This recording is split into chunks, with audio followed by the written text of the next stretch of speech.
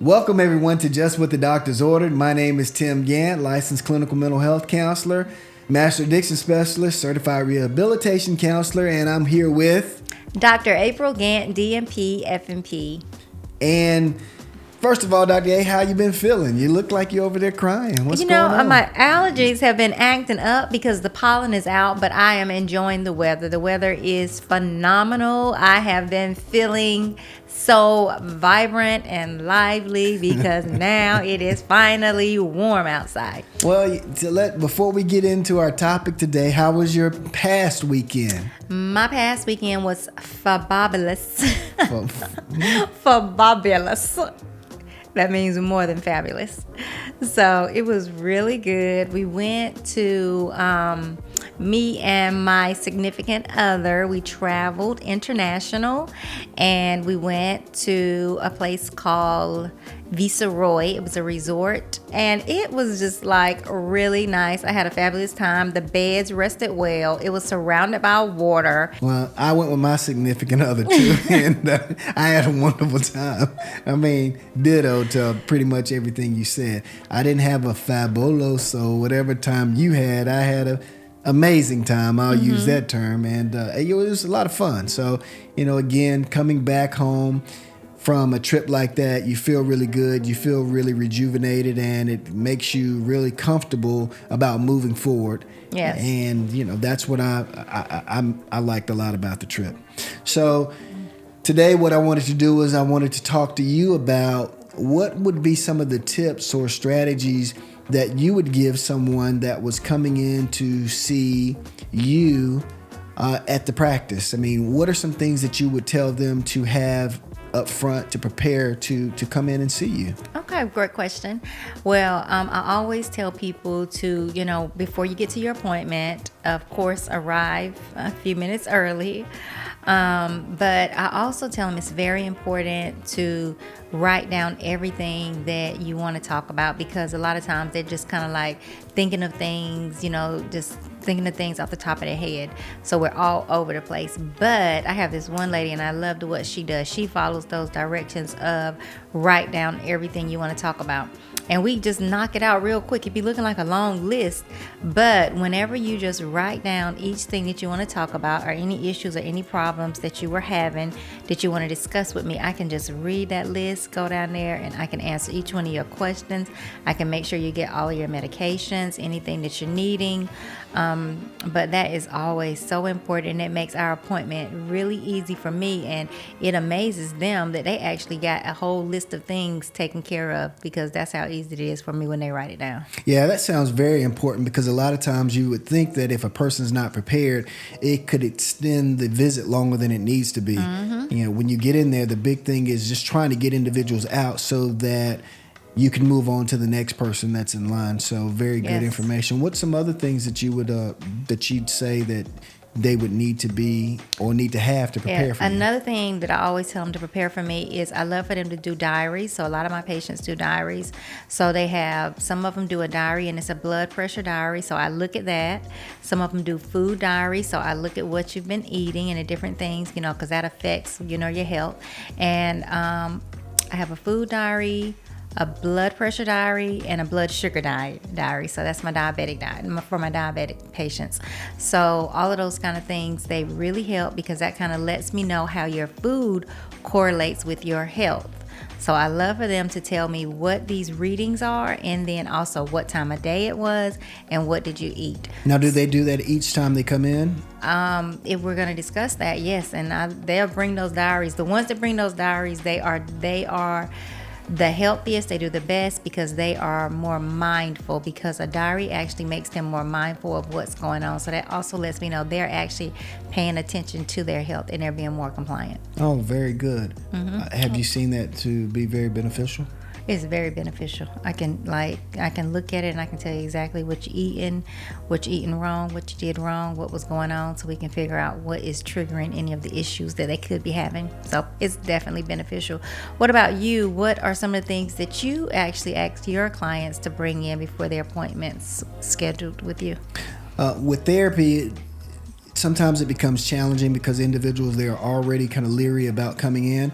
So the first thing I always tell them, or I want them to have, is to set goals. If you don't set goals in regards to why you're coming, it becomes one of those things that is drawn out and you really don't know what the real reason for coming in. A lot of times people will come in and they'll say, well, yeah, I'm sad. Well, but what's your goal? What are you coming for? Are you coming to get better in your personal life, in your work environment? So setting those goals are really, really important. And then it goes into the second thing, is just to have realistic expectations. I tell people all the time, I'm not a magician. And, I'm going to get in here and we're going to work together to fix you. But note that therapy is not one of those things where I got a magic pill I can give you and then everything gets better overnight. So having those realistic expectations are really, really important, because it allows them to understand that, listen, I'm here to get better. It's going to take time. It's a process. It's not something that it's going to change overnight. So those are two things that I try to make sure they have up front. Okay. Now, what about whenever you do have a patient that's coming in for the very first time, and you know how people are very leery of therapy and counseling and actually talking about their feelings?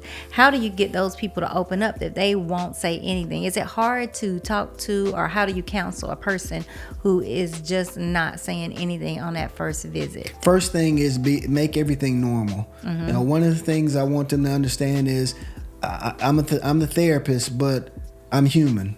So when I see individuals, it's tough for them to open up. Then we start having like a general conversation. How was your day today? How's everything going? How's the weather outside? Kind of breaking that ice. The biggest thing is getting them to understand that I'm here for them. Being very empathetic in terms of why they're here too. Someone may want to discuss certain things that they're on their sheet of paper, or they've talked about as being goals that they're trying to achieve, but it's kind of hard to get them to start that topic off. So it's just going in with the natural progressions of the conversation. So I think that that's something that's worked really hand in hand for me. Now, what about when you have patients who the family member is wanting to know what's going on with my son or daughter, because they're so concerned and they want to know what can they do to help? How do you handle that whenever a patient is saying that, I don't want nobody to know what's going on with me? Well, the easiest way to handle that is, first of all, know that age. The consent form is your best friend. If that patient is of an age to handle all of their business on their own, then the consent form is the thing that I go by. If it's a 19-year-old kid having some issues, but the mom and dad want to know what went on in therapy, unless that kid gives consent, there's nothing that I can do about it. So the big thing is protecting the confidentiality in terms of what therapy brings to them. Sometimes you want to tell certain things that you hear, but you got to make sure that you're not doing that. One of the things that I do, if there is something where I feel like the family should be involved or someone else needs to be involved because there's something that's said or done, I try to get them to understand that it's okay. It's like, hey, how would you feel if your mom or dad knew that? Do you think we can schedule a time for us to have everybody to come in and we have a kind of a group counseling session? Try to get them to understand that it's okay. A lot of times they feel comfortable knowing that there's a mediator in the room, because sometimes their issue is with the person that wants the information. But when you have somebody that's mediating the situation, they feel a lot more comfortable going in and saying, you know what? I know it's going to stay in line and it's going to stay in control. So, it just comes with the territory. Yeah. Now, again, if they're underage, if the parent is the consent, if that parent is the person that's the legal guardian, then we go in and we discuss everything up front. I know it gets kind of sticky whenever the kids are growing up and they're 16, 17-year-olds still up under the parents, but they actually do need and want someone to talk to. And a lot of times they feel like my parents won't understand, so that's why I'm in here. You finally get me to open up. But then you got a parent that is saying, I want to know everything that my teenage kid was talking about. Sometimes, how do you handle those situations? You got to have some strategic format with that. A lot of times I'll go in, and if the kid agrees to want to talk about these things in front of the parent, I'll get with the parent and I'll let them know, listen, there are some things that we're going to discuss, but let's keep in mind that your child has come in to get therapy, and that's a good step. And they're being very compliant with therapy, and that's another good step. So let's not break that cycle. So there are some things that I may not go over the first time they're in. A lot of times I'm doing the same thing that they're doing. I'm trying to fill the room out. You got to fill the room out. You have to fill the individuals out. And when you do that, you start to have a good understanding of what's going on. And let me tell you what happens when you fill the room out. Sometimes you don't have to really go in and say these things. They'll start saying them. And I'd much rather them say those things to each other as opposed to me having to force that out.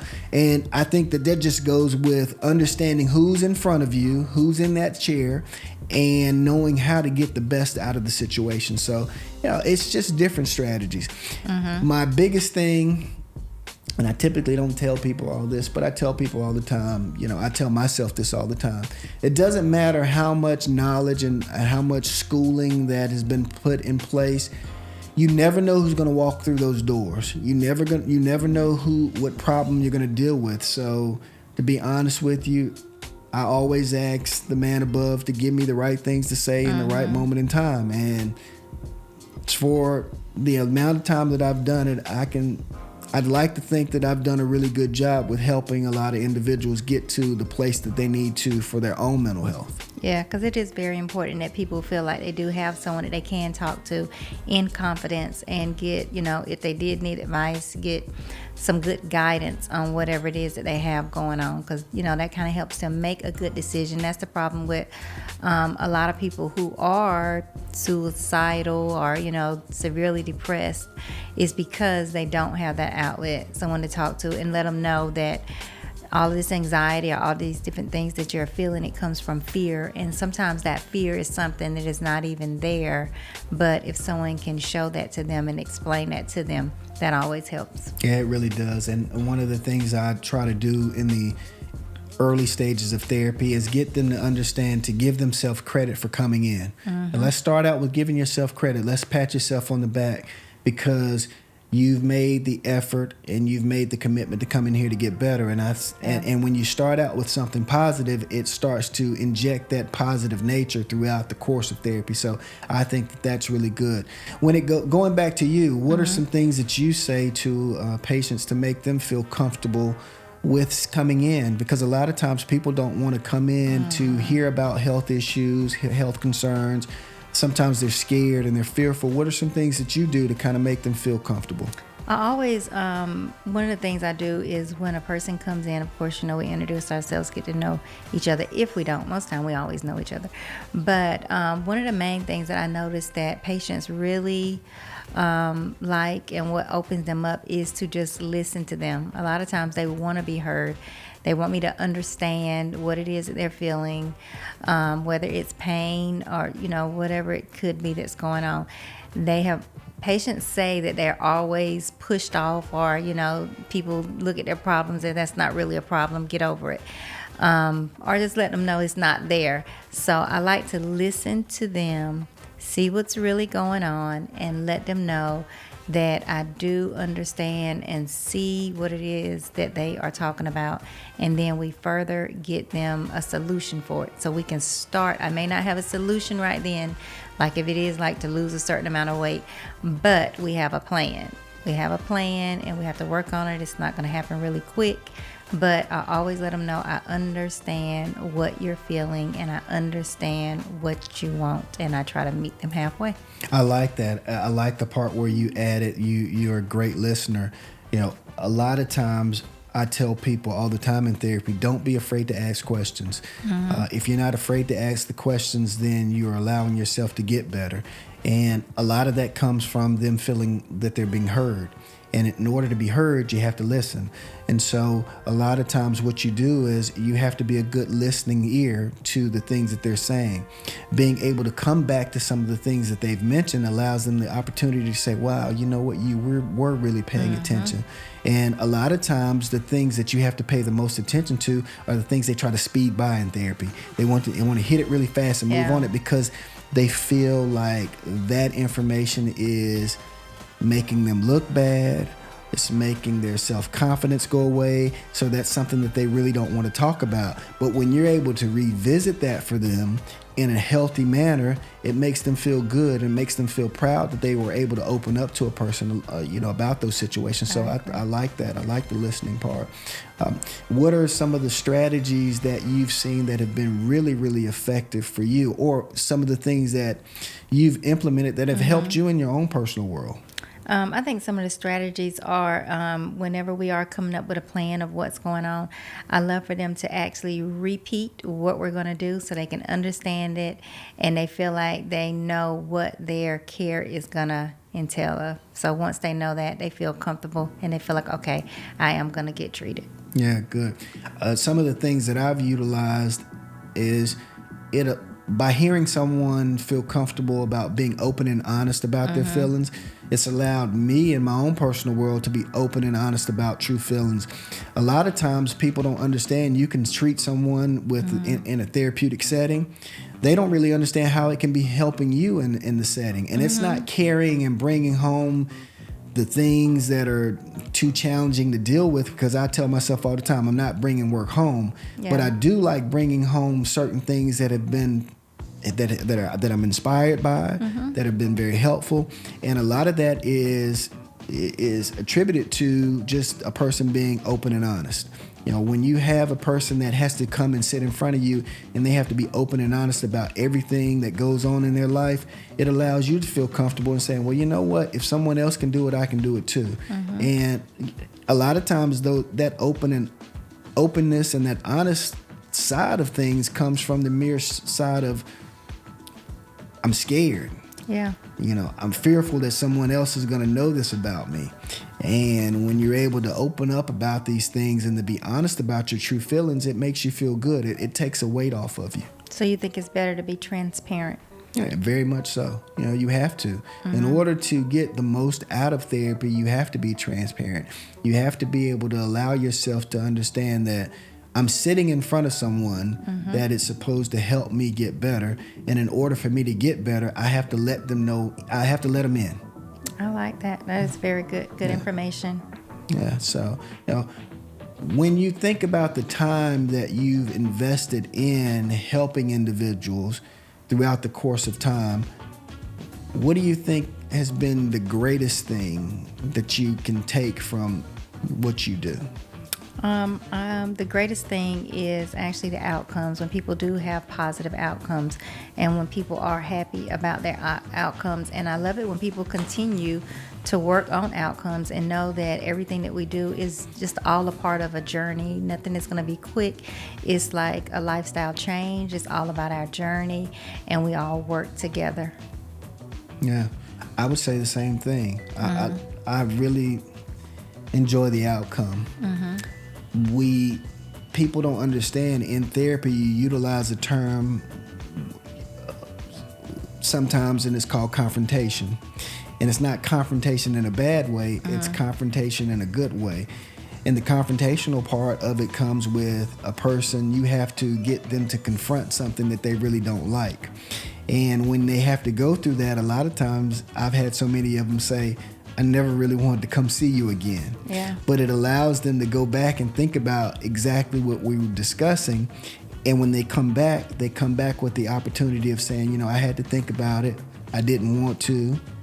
I didn't feel like it was something that I needed to. But when you made me sit back and realize that this was an issue, I started getting better. So the outcome is not so much always in the end stage of everything's great. No. The outcome is being able to see the progression so you can go back to that person and say, I remember when you were here. Yep. And look at where you are now. It makes me really feel good about seeing that I was able to help them.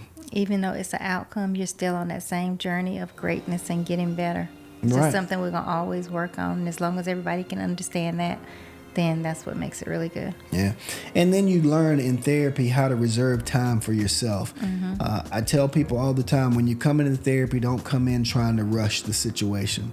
Therapy is a timing situation. You're in here 30, 45 minutes to an hour. So you have to make time for yourself. When you learn how to make time for yourself in a therapeutic setting, when you leave here, you start to be able to branch out and make time for yourself in your personal side of things. And sometimes that's the thing we have to do. We have to slow ourselves down and give ourselves an opportunity to see what I really need to work on. Because I think therapy is it's something, in therapy, people can sit and they can think. You can talk about the different things that are going on. And it actually, how sometimes it is something that's going slow. It's because you're thinking, you're taking that time to stop, slow down, and it's just for you to think. And that's one of the things that people do not take the time to do, is just think. But when they get to come and see you for therapy, you can actually sit and think about, this is how I need to process my life. These are the things that are going on. Where when it's going so fast, you don't even think, and that's why we just make irrational decisions or doing whatever. But therapy is definitely a time to think about life and figure out how we're going to go on with it. And I think that some of the strategies that you've put in place, that allows a person to think long-term, short-term and long-term about their health. Like when you mentioned that you tell them to come in, have their stuff written down, it allows them to think about that. Yes. Do you know how many times people go in and they really don't know how their body is working and functioning? They don't know anything about what's going on, but when you have to write it down, it forces you to go in and say, you know what, this is what's going on. I know what this means. I know what the blood sugar the count means now. I know what my blood pressure is. It's because you forced them to write it down. And I think that that's something really well. You wouldn't imagine how many people you can come to and you can say, what's your blood pressure? And they'd be like, I don't really know those numbers. But then you go to someone like you, which is a great provider, that is telling them, hey, write these steps down. They're going to like, I know what my numbers are. And it's because you've done a really good job with allowing them to learn from that process. So I think that that's genius. I think that's really good. I think we should call this episode Think. Okay, you think. There you go. Yes. You need to think before you react. And so, I mean, again, I think a lot of that really helps out, though. And a lot of times we don't really understand how beneficial some of the things we put in place are for the patients that we do treat. I think that a lot of times we're going through the motion and we're looking at trying to extend ourselves out to make sure they get the best out of it. But sometimes we have to go, and like I was saying earlier with the patient that comes in with therapy, give yourself a pat on the back. I think sometimes we have to do that for ourselves as well, because some of the things we have put in place, we've seen it work. We've seen it help. And I really appreciate a person not giving me credit, but being able to say to themselves, I'm doing better. I get so much joy out of that. And I tell them all the time, like, hey, don't give me credit, because they'll come in, I just want to thank you. I'm like, well, wait, did you thank yourself first? I was like, no. I'm like, well, let's start out thanking you. Yeah. Because they did the work. You have to go. Exactly. They did the work. You got to come in here and do the work. So they don't do the work, it's not going to work. Absolutely. So they do the work. They do the work, and you can go and you can want the best for someone. You can have all the strategies in place for them. If they're not willing to work, it's not going to work. So I think that is something that I move on all the time too. Yes. Like, pat yourself on the back. But in this moment, I say, let's pat ourselves on the back. So, good job. Well, good job well done. I think that's job well done. Job well done. Anything else you'd like to add to that in terms of things that you do, things that we do that helps the cause of good health care, good mental health? People should definitely take the time to think about what you want, think about where you're going, and just stop, think, write. I think people should definitely write what you're thinking, journal, because that makes you just stop and think about yourself and focus on yourself, and things will come out a whole lot better. And with that, the last thing I'll add to that is one of the strategies that I put in place for therapy is it's like you said, journaling, but my journaling is a little different.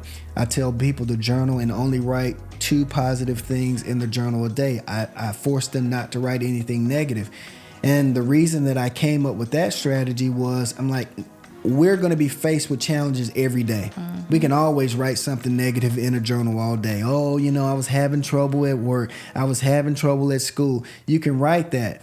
But I said you can write 2 things positive a day in the journal. And when you're faced with these adverse moments, you can go back, and it's like your personal book, your personal Bible. You can go back and flip to any page and be like, oh, I was having a bad day today, but I was able to write this positive thing. Exactly. And so being able to do that, I've heard so many people say that has helped me out so much. There's so many things that I've written that are positive. I actually had one, I've had this done several times, but I had one lady, I said, listen, she said, I don't want to write in a journal. I said, well, listen, I tell you what. I said, you like looking at yourself in the mirror? Do you do it every morning? She says, yes. I said, listen, do you got red lipstick? She says, yeah. I said, I want you to write something positive across your mirror. And I said, till it fills up. She took a picture of it, and she said, every morning, I wrote something till I couldn't see myself no more. And she said, and the words, they make me feel so good about myself. And she went from coming in looking disheveled to dressing so nice. And I said, well, where did the change come? She said, I can't help but to look good because I got all these positive things from my lipstick on the wall, on my mirror. Good. So, things like that. I mean, it makes you smile, but there's so many things that we can put in place to help people. But we just have to keep pushing towards it. You have to. One time we had a journal, and I had my patient, because that's all they wanted to talk about was everything that was bad. So I said, okay, well, what we're going to do is you write down all these bad things that you think about yourself. So she wrote down everything. She got her page full. And so I took her page and I said, okay, now we got that out of the way. So we ripped it up, tore it up. The rest of this journal is only for positive thinking. So that worked for her. And so every time she brings it in now, she's telling me all the positive things that she has to say about herself and what has gone on in her life, because we got negative out of the way, and she know we're not going to talk about that. We got that out of the way. So let's say some good things, because that's what we do. Is a lot of people do a whole bunch of negative self-talk, and you never think about all the great things. There's so many things that we have to be grateful for. And if we focus more on that, then you'll feel a whole lot better. Absolutely. I think the best way to close this out is, what I want you to do is I want you to say one thing positive about yourself before we leave. I am lively. And what do you mean by that? I feel alive and vibrant. I feel good. I feel healthy, and feeling healthy and energized just feels wonderful. And what I'll say is I'm great. I'm utilizing the gifts that the man above has given me to help and inspire individuals in a positive manner. And so, with that, I'm thankful, and I'm truly blessed by all beings. It just makes you feel good to know that you're out here helping to create a better world for someone else. So, that's what I'll say about myself today. And, those are the things that we want to do, guys. We want to be able to inspire with our message as well. And so we hope today, the information that we've provided, it helps you move further in life. It helps guide you. It helps push and put an extra, put an extra bit of that in you, an extra layer of happiness. That's what we're looking to provide with these podcasts and with this information that we are putting out here. Listen, guys, like always, today and every day, you're on Just What the Doctors Ordered with Dr. April Gant, Dr. Tim Gant, and I'm telling you, today is something special. I feel good. I feel energetic. Can't wait to leave here and do something else positive before the day ends. So you can reach us on our social media platforms at Facebook, YouTube, Instagram, or they can find us abrighterfutureinc.com. That's it. So listen, guys, thank you for tuning in. Thank you for allowing us to share something with you all. And we look forward to moving forward with something new the next time you see us on Just What the Doctors Order. Take care.